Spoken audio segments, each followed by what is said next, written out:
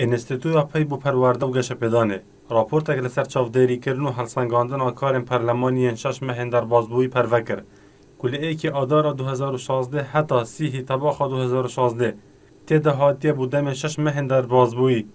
ji 22 lêjineyên Perlemanê Kurdistanê bi tinê neh lêjineyan kombûn encam dayne ku 13 lêjineyan kombûn encam nedayne ew jî lêjineyên yasayî û darayî û dakokîkirin ji mafê afretê û karûbarên saxlemî û jîngehê û avedankirin û roşenbîrî û karûbarên pêşmergeyî û mafên mirovî û pêşesazî û wize û destpakî û deverên dervey sînorê Herêma Kurdistanê û karûbarên perlemanî û peywendiyên Kurdî. Ew lêjineyên din jî hindek ji wan bi tinê kombûnek encam daye û çendîn pirsên girek li Herêma Kurdistanê hebûne lê tûr rûniştinek bûne hatiye encamdan.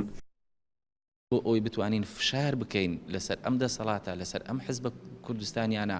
کە بە پەچی پەرلەمانیا خستووە و ئەکتیڤی ناکەنەوە بۆ ئەوەی هیچی تر بەرژەوەندی حزبیەکانیان بۆ تەمای پەخستنی پەرلەمان نەتوانێت درێژە بەم ڕەوشە بدات. سەبارەت بە کارەکردنا پەرلەمانی و کانێ چ هەوڵ هەبووینە بۆ کارەکردنا پەرلەمانی پەرلەمانتارێک دەبێژیتن هەرچەندە چەندین پەرلەمانتاران هەوڵ داینە بۆ کارەکردنا پەرلەمانی لێبەلێ ئەو هەوڵ دە ئاستێکی باشدا نەبووینە و کارەکردنا پەرلەمانی ژی دەزەڤرینتە ئالیە پارتێن سیاسی نەک پەرلەمانتارە. بەڵێ لە ڕاستیدا پەرلەمانتارەکان و هەندێک ناوەندی تر بە شێوازی جۆراوجۆر هەوڵ دەدەن بە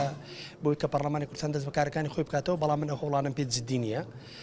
لە دیدی منەوە پارتی دیموکراتی کوردستان بە نایاسایی پەرلەمانی پەخستووە دەبێت ئەو فراکسیۆنانەی کە پێیان وایە ئەم جوڵەی پارتی دیموکراتی کوردستان نایاساییە دەبێت بە جۆرێک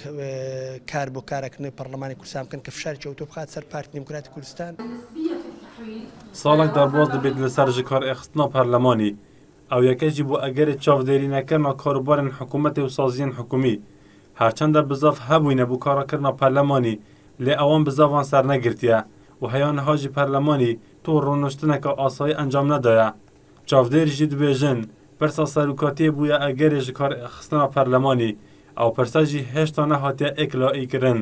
Eyas Abdullahên Artî, Hewlêr.